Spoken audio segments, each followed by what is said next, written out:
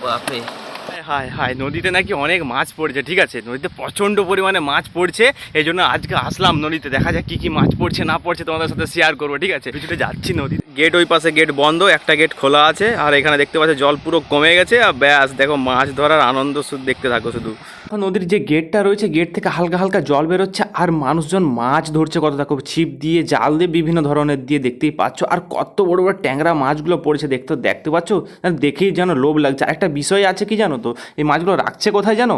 জিনিসগুলো দেখতে পাচ্ছ, এই জিনিসগুলোর মধ্যে মাছ রাখা আছে, জ্যান্তও আছে, কারণ জল বইছে, জ্যান্তও আছে। তার সাথে সাথে নেটের মধ্যেও মাছ রাখা আছে, দেখতে পাচ্ছ, নড়ছে, নড়াচড়া করছে। দেখো কত বড় বড় পুঁটি মাছ, ট্যাংরা মাছ, সাথে এর সাথে পাবদা মাছও আছে। পাবদাগুলো ছোট্ট ছোট্ট একটু করে ছোট্ট ছোট্ট পাবদাগুলো, এরকম সাইজের পাবদা পড়ছে শুধু মাছ, বুঝলে? আর এইরকম সাইজের পুঁটি মাছগুলো পড়ছে, দেখতে পাচ্ছ।